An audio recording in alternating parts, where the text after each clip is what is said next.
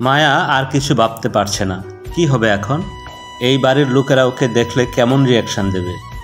ও তো আরমানের সাথে রাত কাটানোর জন্য এসেছিল, ভেবেছিল সকালে চলে যাবে, কিন্তু আরমান যে ওকে এখন এই 1 মাস পার্মানেন্ট কাজের লোক বানিয়ে নিল। যদিও ওই কাজের থেকে এই কাজটা যথেষ্ট ভালো, তবু এই বাড়ির সাথে যে ওর সম্পর্ক অন্যরকম। কিভাবে কাজ করবে এই বাড়িতে? আবির বলল, আচ্ছা রুবি, বাড়িতে কি আজ কোনো স্পেশাল রান্না হয়েছে? খুব সুন্দর গন্ধ আসছে। রুবি বলল, হ্যাঁ, মানে উনি রান্না করেছিলেন স্যারের জন্য, কিন্তু স্যার খায়নি। ওর কথা বাদ দাও, চলো তো আমাকে খেতে দাও। আর মায়া, তুমিও এসো, খেয়ে নাও। কিন্তু স্যার, আপনি এইমাত্র বাইরে থেকে ফিরলেন, ফ্রেশ হবেন না? আবির বোকা বোকা হেসে বলল, হ্যাঁ হব তো, খাওয়ার পর। ভীষণ খিদে পেয়েছে, আগে খেতে দাও প্লিজ। এটা শুনে রুবি চলে গেল আবিরের জন্য খাবার বাড়তে, আর মায়া অসহায় চোখে তাকালো আবিরের দিকে। আবির ওর হাতটা মায়ার মাথায় রেখে বলল, চিন্তা করো না, সব ঠিক হয়ে যাবে। আর আমি তোমার কাজের ব্যবস্থা করব কোম্পানিতে। এখানে এই মেয়েদের কাজ করতে হবে না তোমায়। না ভাইয়া, এখন কোম্পানিতে কাজ করতে পারবো না। আমি আপনার স্যারের কাছ থেকে 1 মাসের মাইনে অ্যাডভান্স নিয়ে নিয়েছি, তাই আমাকে এই 1 মাস এখানেই কাজ করতে হবে। এইদিকে রবি ডাইনিং থেকে বলল, খাবার বাড়া হয়ে গেছে। আবির মায়ার হাত ধরে টেনে নিয়ে যেতে যেতে বলল, ঠিক আছে চলো, বেশি চিন্তা করো না, যা হবে দেখা যাবে, খাবে চলো। এই বলে আবির মায়ার হাত ধরে টেনে নিয়ে গেল। আর এই দৃশ্য উপরের বারান্দা থেকে একজন জ্বলন্ত চোখে দেখছিল। তারপর ওদেরকে চলে যেতে দেখে রাগে হাতের মুঠা শক্ত করে বারান্দার গ্রিলে বাড়ি দিয়ে নিজের রুমে চলে গেল। এদিকে আবির বেসিনে হাত মুখ ধুয়ে এসে চেয়ারে বসে বলে, ওয়াও, খিচুড়ি অনেক দিন খায়নি, গন্ধ শুকে মনে হচ্ছে দারুণ টেস্টি হয়েছে। তারপর রুবি ও মায়ের দিকে তাকিয়ে বলল, তোমরা দাঁড়িয়ে আছো কেন? বসো, খেয়ে নাও। রুবি বলল, আমি অনেক আগেই ডিনার করে নিয়েছি স্যার, আপনি খেয়ে নিন। আবির বিড়বিড় করে বলল, হ্যাঁ তা তো খাবে, আমার জন্য ওয়েট করলে কি মহাভারত অশুদ্ধ হয়ে যেত? রুবি বলল, কিছু বললেন স্যার? আবির বলল, হ্যাঁ, না মানে হ্যাঁ, মায়ের জন্য খাবার বাড়ো, ওটাই বললাম।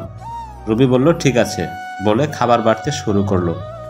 মায়া তাড়াতাড়ি ওকে থামিয়ে দিয়ে বলে, না না, আমি খাবো না, খিদে নেই আমার, আপনি খেয়ে নিন ভাইয়া। আবির বলল, একদম চুপ মায়া, আমি খেতে বলেছি মানে খাবে। রুবি, তুমি খাবার বাড়ো। না ভাইয়া, এটা হয় না, আমি এই বাড়ির মেড হয়ে এসেছি, তাই এইখানে বসে আমার খাওয়া মানায় না। আবির বলল, এখন বাড়িতে কেউ নেই, আর আমার একা খেতে ভালো লাগে না, তাই বেশি কথা না বলে বসো, কাল থেকে যেখানে ইচ্ছা খেয়ে নিও। মায়া বলল, কিন্তু ভাইয়া। মায়াকে আর কিছু বলতে না দিয়ে আবির মায়ার হাত ধরে টেনে চেয়ারে বসিয়ে দিল। এরপর রুবি খাবার বেড়ে দিলে দুজনে খেতে শুরু করে। আবিরের মায়ার প্রতি এতটা যত্ন দেখে কেন জানি রুবির মনটা একটু খারাপ হয়ে গেল। কই, ওকে তো আর একবারও খাওয়ার জন্য বলল না। না, কী সব ভাবছে ও? কোথায় আবির স্যার আর কোথায় ও?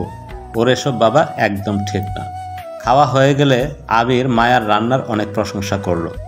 এরপর আবির রুবিকে বলল, আজকের রাতটা যেন ওর রুমেই মায়ার থাকার ব্যবস্থা করে। এতে রুবিও রাজি হলো। এরপর ওরা চলে গেলে আবিরও চলে গেল নিজের রুমে। তারপর ফ্রেশ হয়ে ড্রেস চেঞ্জ করে বেরিয়ে গেল আরমানের রুমের উদ্দেশ্যে।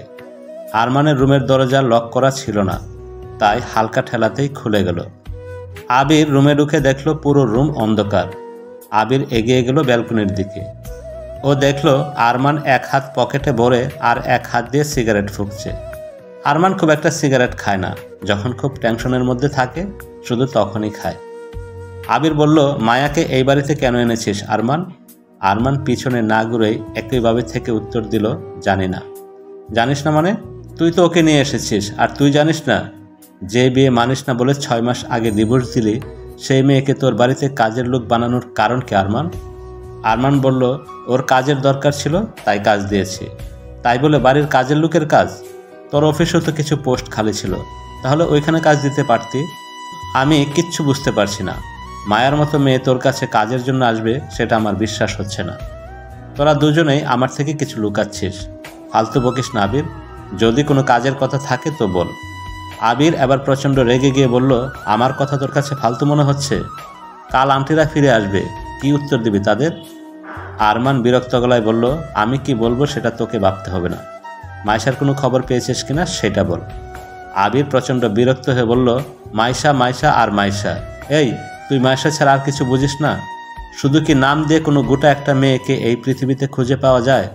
না তো মেয়েটার কোনো ছবি আছে, আর না তো মেয়েটার বাবার নাম জানিস, আর না মেয়েটার কোনো অ্যাড্রেস জানিস। আরমান এবার সিগারেট ফেলে পিছনে ঘুরে জেদি গলায় বলল, তবু আমার মাইশাকেই চাই। আমি ঠিক একদিন আমার মাইশাকে খুঁজে বের করব, দেখে নিস তুই। আর তোর মাইশার যদি বিয়ে হয়ে যায় কি করবি তখন?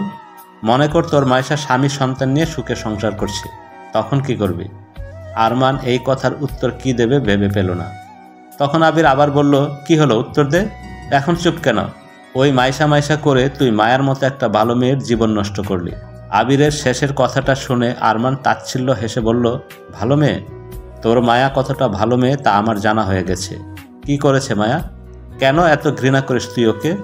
আরমান আবারও তাচ্ছিল্য হেসে বলল, আমার কথা তো বিশ্বাস হবে না, যেদিন নিজের চোখে দেখবি তখন তুইও ঘৃণা করবি ওকে। আবির বলল, যেটা দেখে মায়াকে ঘৃণা করব সেটা কোনো দিনও দেখতে চাই না আমি। থাক তুই তোর ঘৃণা নিয়ে। এই বলে আবির চলে গেল আরমানের রুম থেকে। আরমানও একটা তাচ্ছিলের হাসি দিয়ে ব্যালকনি থেকে রুমে এলো। এসির টেম্পারেচার ঠিক করে শুয়ে পড়ল বিছানায়।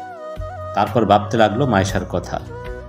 আজ থেকে 10 বছর আগে আরমান বিদেশে যাওয়ার আগে বন্ধুদের সাথে দার্জিলিং ট্যুরে গিয়েছিল। তখন ওর বয়স ছিল 18। ফিরে আসার আগের দিন অনেকটা সকালে ওর বন্ধুরা যখন ঘুমে ব্যস্ত, তখন আরমান রিসোর্ট থেকে গাড়ি নিয়ে বেরিয়ে গিয়েছিল একাই। সেদিন চারদিক কুয়াশায় ঢাকা ছিল। হঠাৎ ও দেখতে পায় রাস্তার মাঝখানে স্কুল ড্রেস পরা একটা মেয়ে একটি বিড়াল ছানা নিয়ে খেলা করছে।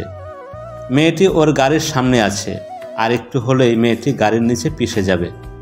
তাই আর কোনো কিছু না ভেবেই গাড়ির স্টিয়ারিং ঘোরালো, আর সামলাতে না পেরে গাড়ি গিয়ে ধাক্কা খেলো রাস্তার ধারে থাকা কারেন্টের পুলে। আরমানের মাথা গিয়ে বাড়ি খায় স্টিয়ারিংয়ের সাথে সাথে সাথে কেটে গিয়ে রক্ত বের হতে শুরু করলো। অনেক জায়গায় ব্যথা পেল আরমান। সারা শরীর ব্যথায় বিষিয়ে উঠল। ওর মনে হলো ও যেন মৃত্যুর মুখে ডলে পড়ছে, আর কিছুক্ষণের মধ্যেই হয়তো ওর প্রাণ পাখি উড়ে যাবে। ঠিক তখনই শুনতে পেল কেউ যেন ওকে ডাকছে। জানালার গ্লাস ভেঙে গেছে, সেই দিকে তাকাতেই দেখতে পেল একটি 9-10 বছরের মেয়ের মুখ, যে ওর গাড়ির দরজা খোলার চেষ্টা করছে। গোলগাল সুন্দর মুখের অধিকারী, টানা টানা 2 চোখে মায়ায় ভর্তি, আর সেই সাথে 2 চোখে অশ্রুতে টইটম্বু। ছোট্ট মেয়েটির চুল কোমর ছাড়িয়ে গেছে। পরনে তার স্কুল ড্রেস, তাতে বুকের কাছে পকেটে একটা প্লেট লাগানো, নাম Maisha Talukdar, class 4, roll number সহ স্কুলের নাম। কিন্তু আরমান নামটা ছাড়া আর কিছুই বুঝতে পারল না। চোখে ঝাপসা দেখতে শুরু করলো। ঠিক তখনই ওর কানে ভেসে এলো কান্না মাখা গলার আওয়াজ। বাচ্চা মেয়েটি বলছে, গাড়ির দরজা খোলো, বেরিয়ে আসো তুমি। গাড়ির পিছন দিকে আগুন লেগেছে, তাড়াতাড়ি বেরিয়ে আসো। পুরো গাড়িতে আগুন লাগলে তুমি মরে যাবে, বেরিয়ে আসো। মেয়েটি কাঁদছে আর কথাগুলো বলছে। আরমান কোনো মতে গাড়ির দরজার লকটা খুলে দিল, আর মেয়েটি গায়ের বলে দরজা টেনে খুলে দিল। কিন্তু আরমানের শরীরে আর 1 ফোঁটাও শক্তি নেই যে নিজের পায়ে বেরিয়ে আসবে। মেয়েটি ওর হাতের বাহু ধরে টানছে, তাই আরমানও শরীরে খানিকটা আলগা দিল, আর তখনই মেয়েটা ওর বাহু ধরে গায়ের বলে টান দিল। সাথে সাথে আরমান গাড়ি থেকে নিচে পড়ে গেল। এরই মধ্যে পুরো গাড়িতে আগুন ধরে গেছে। আগুনের তাপে মনে হচ্ছে ঝলসে যাবে দুজন। তখন মেয়েটি কাঁদতে কাঁদতে বলল, চলো এখান থেকে পালিয়ে চলো, গাড়িতে আগুন লেগেছে, গাড়িটা ফেটে যাবে তো, এখান থেকে পালিয়ে চলো। আরমানের শরীরে অনেক জায়গায় ক্ষত হয়েছে, প্রচুর কষ্ট হচ্ছে ওর। একটু শক্তি অবশিষ্ট নেই যে ও এখান থেকে হেঁটে সরে যাবে। কিন্তু গাড়িটা যদি ব্লাস্ট হয় তাহলে এই বাচ্চা মেয়েটিও যেন ওর সাথে মারা যাবে। বাচ্চা মেয়েটির কথা ভাবতে কোথা থেকে যেন আরমান শরীরে বল পেল, উঠে দাঁড়ানোর চেষ্টা করলো। সাথে সাথে বাচ্চা মেয়েটিও ওর কোমরে আঁকড়ে ধরে ওকে দাঁড়াতে সাহায্য করলো। কিন্তু বাচ্চা মেয়েটি কি আর একটা 18 বছর বয়সী ছেলের বাড়ি নিতে পারে? দুজনেই উল্টে পড়ল। আরমান পড়ল কিছুটা মেয়েটার ছোট্ট শরীরের উপর, তাতে মেয়েটিও কিছুটা ব্যথা পেল। তারপর আবারও আরমান উঠে দাঁড়ানোর চেষ্টা করলো। মেয়েটিও ওকে জড়িয়ে ধরে সাহায্য করার চেষ্টা করলো। এরপর আরমান খুঁড়িয়ে খুঁড়িয়ে কোনো মতে গাড়িটা থেকে কিছুটা দূরে গেল। আরমানের ভীষণ কষ্ট হচ্ছিল, ওর আর দাঁড়িয়ে থাকার ক্ষমতা ছিল না। তাই আরমান আবারও মেঝেতে দপাস করে পড়ে গেল। আরমান মেয়েটিকে ধরে রেখেছিল, তাই পড়ে যাওয়ার সময় মেয়েটির স্কুল ড্রেসের সেই নেম প্লেটটি ওর হাতে ছিঁড়ে চলে এলো। নিচে পড়ে থেকে গাড়িটির দিকে তাকালো, আর দেখতে পেল পুরো গাড়িটাতে দাউ দাউ করে আগুন জ্বলছে। তারপর একটা বিকট শব্দে গাড়িটা ব্লাস্ট হলো। তার উত্তাপও কিছুটা অনুভব করতে পারলো আরমান। এরপর তাকালো ওর পাশে বসে থাকা বাচ্চা মেয়েটির দিকে, যার দুই চোখে আছে অফুরন্ত মায়া আর অশ্রুতে টইটম্বুর। এত কষ্টের মাঝেও আরমানের মুখে ফুটে উঠল প্রাপ্তির হাসি। ও পেরেছে বাচ্চা মেয়েটিকে বাঁচাতে। ও খুব ভালো করে বুঝতে পেরেছিল ও গাড়ি থেকে বেরিয়ে না আসলে মেয়েটিও ওখান থেকে সরে আসবে না, তাই ওর এত কষ্ট করা। আরমান হাতে থাকা নেমপ্লেটটি শক্ত করে চেপে ধরল। তারপর জ্ঞান হারালো আরমান। এরপর আর কিছু মনে নেই। ওর যখন জ্ঞান ফিরল তখন নিজেকে হসপিটালে দেখতে পেল। ওর বাড়ির লোকজনও খবর পেয়ে চলে আসছিল দার্জিলিং। শুনেছিল ওই মেয়েটাই নাকি লোক জড়ো করেছিল, হসপিটালেও এসেছিল। তারপর ওদের স্কুলের টিচার নাকি এসে মেয়েটিকে নিয়ে গিয়েছিল। আর ওই মেয়েটি হলো মাইশা, যার নাম ছাড়া আর কিচ্ছু মনে নেই ওর। সুস্থ হওয়ার পর আবারও দার্জিলিং গিয়ে অনেক খুঁজেছিল মেয়েটাকে, কিন্তু আর খুঁজে পায়নি ওই পিচ্ছি মেয়েটাকে।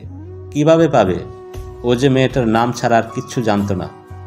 তারপরে আরমান পাড়ি দেয় লন্ডনে পড়াশোনার জন্য, কিন্তু এখনও সেই বাচ্চা মেয়েটির আবছা মুখ ভুলতে পারেনি আরমান। লন্ডন থেকে ফিরেও মেয়েটিকে অনেক খুঁজেছে, কিন্তু কোনো খবর পায়নি। এখনও আরমান খুঁজে চলছে মেয়েটিকে। সকাল 7টা। মায়া অনেক শান্তিতে ঘুমিয়ে আছে রুবির রুমে। রুবি কিছুক্ষণ আগেই উঠে গেছে। ঠিক তখনই কিছুটা পানি এসে পড়ল মায়ার মুখে। এতে মায়া দরফর করে উঠে বসলো বিছানায়। ভয়ে চিৎকার করে উঠল, আল্লাহ বাঁচাও, বান এসেছে। আরমান ধমক দিয়ে বলে উঠল, এই মেয়ে চুপ, একদম চিৎকার করবে না।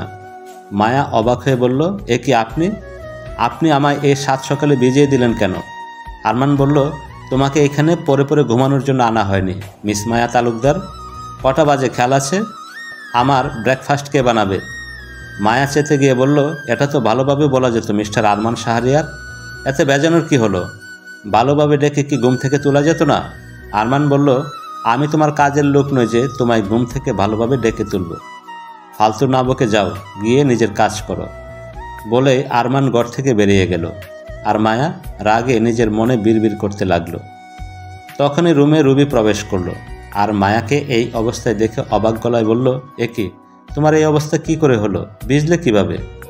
মায়া রাগে গজগজ করতে করতে বলল, তোমার মিস্টার আরমান শাহরিয়ারের বাড়ির ছাদ ফুটো হয়ে গেছে, তাই আকাশ থেকে বৃষ্টি পড়ে ভিজে গেছি। বলতে বলতে মায়া বিছানা থেকে উঠে ওয়াশরুমে ঢুকে গেল। আর এদিকে মায়ার কথাগুলো সব রুবির মাথার উপর দিয়ে গেল। ও বোকা বোকা চোখে অবাক হয়ে তাকিয়ে থাকলো মায়ার যাওয়ার দিকে। তারপর একটা দীর্ঘশ্বাস ছেড়ে বিছানাটা রোদে শুকানোর ব্যবস্থা করতে গেল। বিছানাটাও কিছুটা ভিজে গেছে। এরপর মায়া ওয়াশরুম থেকে এসে রুবির কাছে গেল আবার একটা ড্রেস নেওয়ার জন্য। রাতেও রুবির জামা পরেই ঘুমিয়েছিল, এখন সেটা আরমানের পানি দেওয়ার কারণে ভিজে গেছে। রুবি আবারও একটা 3 পিস বের করে দিল। মায়া চেঞ্জ করে আসলো। এরপর রুবিকে নিয়ে রওনা দিল কিচেনের দিকে আরমানের জন্য ব্রেকফাস্ট রেডি করতে। আরমান ব্রেকফাস্টে কি খায় তা রুবির কাছ থেকে জেনে নিয়ে লেগে পড়ল নিজের কাজে। মায়া রান্নাবান্নার কাজ একটু ভালোই পারে, তাই ওর কোনো অসুবিধা হলো না। ঠিক সকাল 8টার দিকে আরমান নিচে নেমে এলো ব্রেকফাস্ট করার জন্য। এর মধ্যে মায়ের কাজও শেষ। এই বাড়িতে অনেক সার্ভেন্ট আছে, যেহেতু এখন এই বাড়ির মানুষগুলো নেই, তাই সবাই এখন ছুটিতে, শুধু এই বাড়ির শেফ 2 জন বাদে।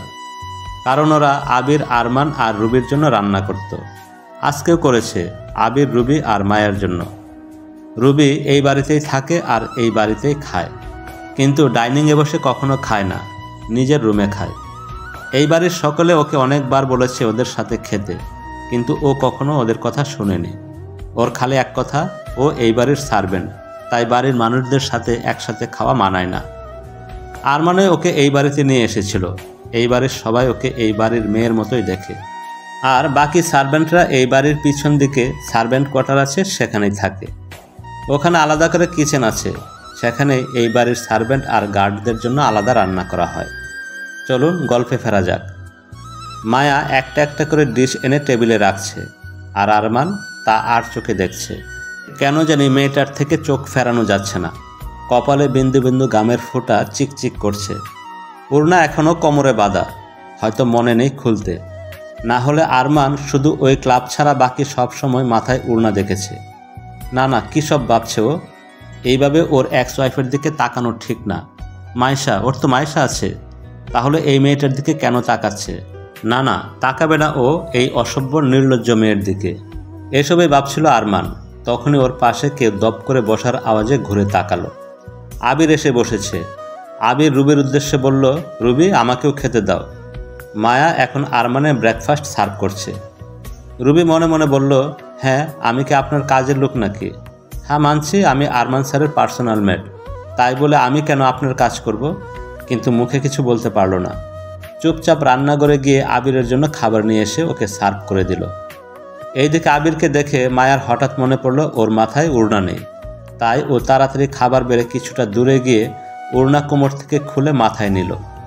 এইদিকে আরমান খাওয়া শুরু করে দিয়েছে। আবির খেতে খেতেই বলল, আরে মায়া তুমি দাঁড়িয়ে আছো কেন? বসো বসো, খেয়ে নাও। এটা শুনে আরমান গম্ভীর গলায় বলে উঠল, ও এই বাড়ির সার্ভেন্ট হয়ে এসেছে, সদস্য না যে আমাদের সাথে এক টেবিলে বসে খাবে। কাজের লোককে কাজের লোকের মতোই থাকতে দে আবির। এই কথা শুনে মায়ার মাথাটা নিচু হয়ে গেল। চোখের কোণ থেকে গড়িয়ে পড়ল এক ফোঁটা পানি। ও তো খুব ভালো করেই জানে ও এই বাড়ির কাজের লোক, সেটাকে এইভাবে বলার কি আছে? মায়াকে ওর বাবা খুব আদরে মানুষ করেছিল, তাই ও অল্পতেই কষ্ট পায়। কিন্তু এই কথাটা কি অল্পের মধ্যে ছিল? ওর তো এই বাড়ির বউ হওয়ার কথা ছিল, তার জায়গায় আজ ও এই বাড়ির কাজের লোক হয়ে দাঁড়িয়ে আছে। চোখের পানিটা সবার আড়ালে মোছার চেষ্টা করলো, কিন্তু সত্যি কি সবার চোখের আড়াল হলো? তারপর মায়া মুখে একটা মিথ্যা হাসি ফুটিয়ে বলে উঠল, আপনি খেয়ে নিন ভাইয়া, চিন্তা করবেন না, আমি ঠিক খেয়ে নেব। আমি এইবারের কাজের লোক হয়ে এসেছি, তাই কাজের লোকেই ভাবুন। কথাটা বলে মায়া আবারও মাথাটা নিচু করে নিল। ওর ইচ্ছে করছে এখান থেকে ছুটে পালাতে, কিন্তু ও যে নিরুপায়। আবিরের আর গলা দিয়ে খাবার নামলো না, উঠে গেল টেবিল ছেড়ে। মায়া কিছু বলতে গিয়েও বলল না, হয়তো গলা থেকে আওয়াজ বেরোলেই কান্না চলে আসবে সেই ভয়ে। আরমান তখনও নির্বাক ভঙ্গিতে খেয়ে চলল, যেন এখানে কিছুই হয়নি, সব কিছুই স্বাভাবিক। আবির বেসিন থেকে হাত ধুয়ে নিজের রুমে চলে গেল। ও যে একজনকে কথা দিয়েছিল মায়াকে দেখে রাখবে, ওকে কোনো রকম কষ্ট পেতে দেবে না, কিন্তু ও কি ওর কথা রাখতে পারছে? আরমান ওর হাত দিয়ে ডিভোর্স লেটার পাঠানোর কিছুদিন পরে আবির বিদেশে পাড়ি জমায় বিজনেসের কাজের জন্য, আর এই এক সপ্তাহ হলো ফিরছে, তাই ও মায়ার কোনো খবর নিতে পারেনি। কিন্তু এখন সব কিছু যেন এলোমেলো লাগছে আবিরের। কি হচ্ছে কিছুই বুঝতে পারছে না। না ওর এইভাবে হাত গুটিয়ে বসে থাকলে চলবে না, খোঁজ নিতে হবে মায়ার সম্পর্কে। ওর কেন যেন মনে হচ্ছে মায়া ভালো নেই। আরমানের রুমের দরজার সামনে দাঁড়িয়ে আছে মায়া। দরজায় নক করতে গিয়েও আবার হাতটা গুটিয়ে নিচ্ছে, ডুববে কি ডুববে না সেই নিয়ে দ্বিধায় ভুগছে। হসপিটাল থেকে কল এসেছিল, ওর পাপাকে কেমোথেরাপি দেওয়া হবে, তাই ওকে যেতে হবে। কিছু টাকাও লাগবে, কিন্তু আরমানের থেকে কিভাবে টাকা চাইবে বুঝতে পারছে না। যদি আবারও অপমান করে করুক, কিন্তু টাকা ওকে চাইতেই হবে। আগে হসপিটালে টাকা জমা দিতে হবে, তবেই ওরা কেমোথেরাপি দেওয়া শুরু করবে। মায়া আর কিছু না ভেবে দরজায় নক করলো। সাথে সাথে ভেসে এলো গম্ভীর গলার আওয়াজ, কামিন। মায়া আস্তে করে দরজা খুলে প্রবেশ করলো রুমে। আরমান অফিসে যাওয়ার জন্য রেডি হয়ে সোফায় বসে আছে ল্যাপটপ নিয়ে। 9টা বাজতেই বেরিয়ে যাবে অফিসের উদ্দেশ্যে। মায়া আরমানের সামনে দাঁড়াতেই আরমান বলে উঠল, ও তুমি বলো, কিছু বলবে? মায়া আমতা আমতা করে বলল, আসলে আমাকে একবার বাইরে যেতে হবে, আমার বাড়ি যেতে হবে। আরমান বলল, আমি তো বলেই দিয়েছি এখানেই থাকতে হবে তোমায়, কোথাও যেতে পারবে না তুমি এই 1 মাস। এটা হয় না, বাড়িতে আমার অসুস্থ বাবা আছে, তার খেয়ালও আমাকে রাখতে হয়। আর আপনি খুব ভালো করে জানেন আমার বাবার আমি ছাড়া আর কেউ নেই। আরমান ব্যঙ্গাত্মক গলায় বলল, ও তোমার তো বাবাও আছে, আমার একদম মনে ছিল না। তা তোমার অসুস্থ বাবাকে কি বলে বের হও রাত্রিবেলা? মায়া কঠোর গলায় বলল, আমি আমার বাবাকে কি বলে বাড়ি থেকে বের হই সেই কৈফিয়ত আপনাকে দিতে আমি বাধ্য নই। আর এমনিতেও আপনি এখন বাড়িতে থাকবেন না, অফিসে যাবেন। আমার কিছু কাজ আছে, তাই আমাকে যেতে হবে। আমি আমার বাবাকে রান্না করে দিয়ে আবার চলে আসবো, চিন্তা নেই। আরমান জানে মায়ার ওর বাবা ছাড়া আর কেউ নেই, তাই এই বিষয়ে বেশি মাথা ঘামালো না। আরমান বলল, ঠিক আছে তুমি যেতে পারো, তবে দুপুর 1টার মধ্যে যেন আমার লাঞ্চ আমার অফিসে পৌঁছে যায়। আর হ্যাঁ, রান্নাটা তোমাকেই করতে হবে। মায়া বলল, ঠিক আছে। আর বলছিলাম যে আমার কিছু টাকার দরকার ছিল, আমার কাজের মাইনে থেকে যদি কিছু টাকা দিতেন তাহলে ভালো হতো। আরমান এই কথার প্রতি উত্তরে কিছু বলল না, শুধু একটু তাচ্ছিল্য হেসে কুল থেকে ল্যাপটপটা নামিয়ে সেন্টার টেবিলে রাখল। তারপর উঠে গিয়ে ড্রয়ার থেকে একটা চেক বের করে তাতে সাইন করে দিল। তারপর সেটা নিয়ে এসে মায়ের কাছে ধরল, বলল, নাও ধরো।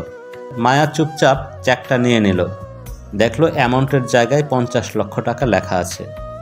ধন্যবাদ মিস্টার শাহরিয়ার, আমি আসছি তাহলে। ঠিক আছে, আর সময় মতো খাবার পৌঁছে যায় যেন। লেট করা আমার একদম পছন্দ না। মায়া বলল ঠিক আছে বলে সে বেরিয়ে গেল। আর আরমান শুধু একটা তাচ্ছিল্যের হাসি দিল। মায়া শাহরিয়ার ম্যানশন থেকে বেরিয়ে প্রথমেই ব্যাংকে গেল চেক ভাঙানোর জন্য, তারপর সোজা হসপিটালে গেল। ডাক্তারের কেবিনে গিয়ে ওর বাবার ব্যাপারে কিছু কথা বলল।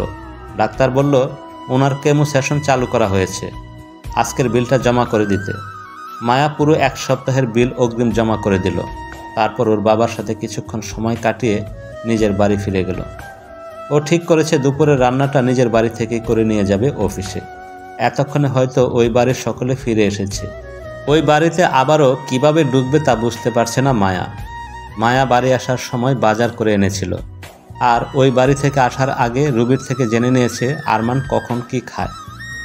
আরমান দুপুরে ভাত খায়, সাথে হালকা তরকারি। মায়া সেই অনুযায়ী রান্না শুরু করলো। তার সাথে যোগ করলো নিজের কিছু স্পেশাল পদ, খেলে খাবে না খেলে না। তবু ওর রাত্রে ইচ্ছা হলো। ওর আবির ভাইয়া তো আছেই, ওর আবির ভাইয়া ওর রান্না খেতে খুব ভালোবাসে।